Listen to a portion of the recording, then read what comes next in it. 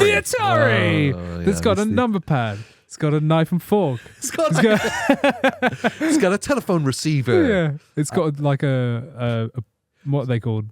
Those ball mouse Yes, things. it's got like a trackball. Trackball, that's it. It's got a dial. Yeah. It's got a D-pad. Yeah. It's got a number pad. It's got Bop It on the back. It's got all of those bits I get because it's obviously going to be like Atari emulation. Yes. Yeah. It's made by My Arcade, and Yeah. they make those. Like, if you don't know, like those like miniature arcade machines you get in like game stores. Yeah, but like discounted to a tenner. Yeah, no one ever buys. Yeah. I've probably bought ones at some point and stuck it somewhere. You definitely have. I've seen it's in your other room on the It shelf. is, yeah. You buy it, it's like 10 quid, it's got one game on it, it's rubbish. Yeah. Tiny screen.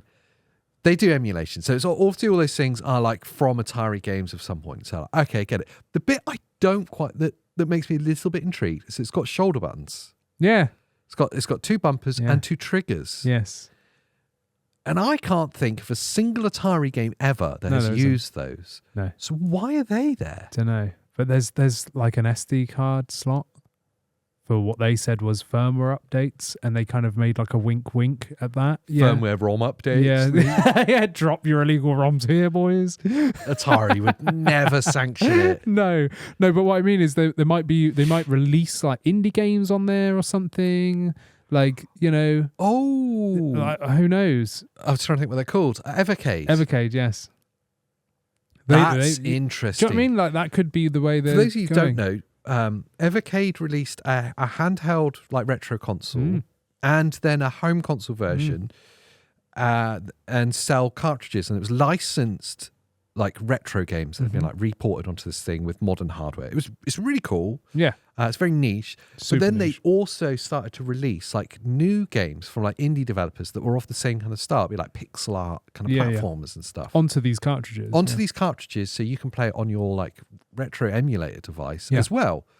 All licensed, so all above board, and like a great way of preserving some of these older games. And it was right up to like the 16-bit kind of era. Yeah. So you had Atari, then like Master System, and then like the kind of 16-bit era as well.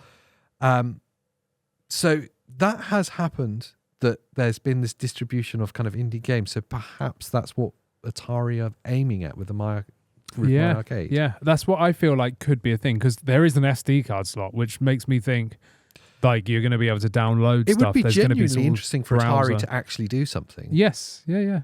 I think it's cool because it's so different. Yeah. It's not just like another like Acer like random drop of a Windows handheld. Yeah. This is a unique. Like it's actually got all the controls you would need for any of their retro games. Yeah. So this could be wicked for people that love retro titles that are specifically Atari.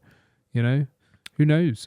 It is interesting. I'm just curious to see what those shoulder buttons do. If you enjoyed this clip, then maybe watch the full episode over on the main channel. It's going to be smashed between our faces. It's another reason to watch us for another hour. Oh, yes. You're in for something special.